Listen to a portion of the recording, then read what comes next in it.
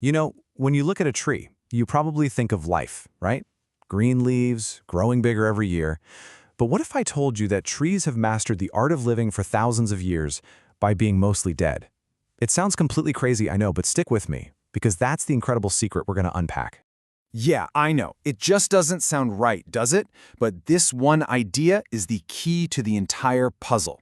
That huge, towering, vibrant thing you see is, well, it's mostly a ghost. The actual living part is just an incredibly thin layer of cells, basically squished between a dead skeleton on the inside and a layer of dead armor on the outside. Wild. So, that brings us to the real mystery here. How on earth can a graveyard of cells manage to live for 5,000 years? I mean, that's long enough to watch entire civilizations rise and fall. Well, the answer is a story about a brutal, ancient war and some of the most mind-blowing biological engineering on the planet. Okay, so to really get how they pull this off, we have to rewind the clock. And I mean, way back. We're talking about a planet-wide arms race, a desperate battle for the single most valuable resource for any plant, a spot in the sun. So picture this. About 470 million years ago, plants finally make it onto land. But at first, they're basically just green rugs. Flat, kind of boring, clinging to the ground.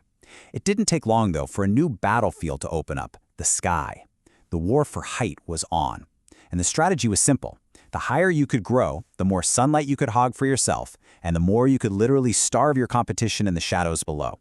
Then, around 385 million years ago, one revolutionary invention came along and decided the winner. And that invention? It was wood. But don't just think of it as some building material. Oh no, it was a weapon. It was like somebody inventing steel-reinforced concrete in a world where everything else was basically made of jelly, an absolute game changer. So how does this miracle material work? Well, it all comes down to two key ingredients. First, you've got cellulose, which all early plants had. It's fine. It gives cells their basic shape, but it's pretty flimsy. The real magic bullet was a brand new molecule, lignin. Lignin is the muscle. It is incredibly rigid, unbelievably tough, and waterproof. It's the secret sauce. So you take the basic shape of cellulose, you combine it with the raw, brute strength of lignin, and bam! You get wood. That combination was everything. For the very first time, plants could build what were essentially biological skyscrapers, allowing them to tower over the competition and win that war for the sky.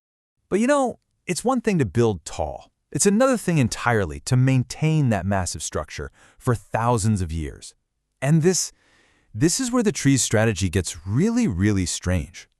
The secret to their incredible size is basically a conveyor belt of death. And it's all powered by this tiny, living engine hidden deep inside. It all starts with something called the cambium. It's this paper-thin layer of stem cells that's just constantly dividing. Now, when a cell is born on the inner side, it begins this one-way journey. It systematically hollows itself out, shedding every single thing that made it alive, until all that's left is a hard, dead, empty tube. And every single year, the tree adds another layer of these corpses. That's what a tree ring is. But here is the absolute genius of this design. This graveyard of cells, this massive structure of what are essentially plant bones, it isn't just dead weight for support. Nope. It is also an incredibly sophisticated, high-tech plumbing system made of trillions and trillions of tiny interconnected pipes. And just how high-tech are we talking? Well, as water evaporates from the leaves way up at the top, it creates this incredible suction force. It's so powerful it can pull a continuous rope of water 100 meters straight up from the ground. To put that in perspective, the negative pressure inside that system is so extreme it would kill a human instantly. But for a tree, that deadly force is the very source of its life. So you see where this is all going, right? This entire system of building with death, it leads to the ultimate payoff, a kind of functional immortality. By being mostly dead from the start, trees have engineered a way to bypass the slow process of internal decay that eventually gets all of us animals in the end. I mean, just look at the comparison. Our bodies are almost entirely alive. That means for us, aging is a process of our insides just wearing out. But a tree, it's mostly dead tissue already, so it can't really age from the inside. For a tree, getting older is really just about accumulating damage from the outside. And that one fundamental difference is why our lifespan is measured in decades, while theirs can be measured in millennia. And they have so many other tricks up their bark. Their roots build this huge underground empire, literally releasing acids to dissolve solid rock to get the minerals inside. They form these massive trade alliances with fungal networks, swapping sugars for nutrients they can't reach. So you see, a tree doesn't really die of old age. It gets killed by a fire, a storm, a disease, or, of course, an axe. So what's the big lesson in all of this for us? Well, I think when you really start to understand a tree's life, it gives you this profound, almost humbling sense of scale, a way to see our own tiny little place in the vastness of time. Let's just try to put it into perspective. Our entire species, modern humans, we've been around for maybe 200,000 years. And yet a single living thing, a bristlecone pine tree, can be 5,000 years old. That means one organism has been alive for basically the entire span of recorded human history. Just let that sink in for a second. The Egyptian pyramids being built, that tree was there. The Roman Empire rising and then crumbling to dust, it was watching. The Renaissance, the printing press, the entire Industrial Revolution, a single living thing has stood silent witness to it all.